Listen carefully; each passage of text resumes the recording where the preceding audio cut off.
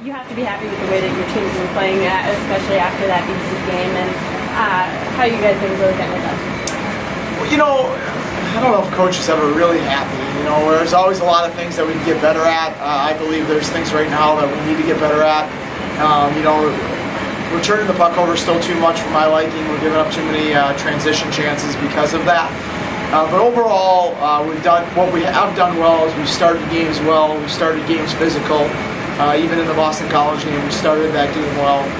We've been a team that's tried to set a tone each game for how we want to play. Heading into conference play, last year you guys got kind of a slow start, even though you picked it up by the end of the season. How much are you stressing not having a repeat of that and starting out quick? You know, we haven't talked a lot about that.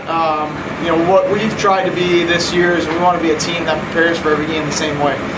We believe that championship teams, that's how they handle things, that they come out every day with the right mentality to practice, and it doesn't matter who you're playing, whether it's Sacred Heart, Boston University, New Hampshire, Harvard, that championship teams that want to contend for special things at the end of the year have the same approach and treat each game with the urgency that it requires. So, you know, it is important. League plays harder. It doesn't matter. New Hampshire, BC, BU, those are nice names, and to have 2 wins in those 3 games is nice, but league games are more difficult, and league points are on the line now, and things are going to be starting to be even more demanding. Let's talk a little bit about last year, Harvard. When you guys played those 2 very different games and 2 very different outcomes, what do you expect to see from them, and how do you play? The games last year, I don't put a lot of stock in them. We were at our low point in November when we played them, and I think they were at a tough point later in the season. I think it was probably early February when they came and played us. So I don't put a lot of stock in either one of those games.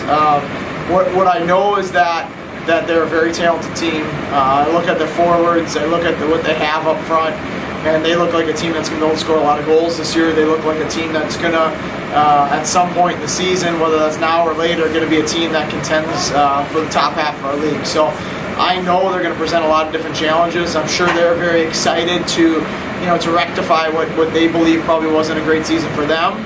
They had a win on Saturday night, and so I know we're going to face a real good team tomorrow. It's kind of a strange way that you guys are playing sort of a home and home. Is it not a different approach, but it's almost like a mini series here, just back to back like that? How does that affect things at all?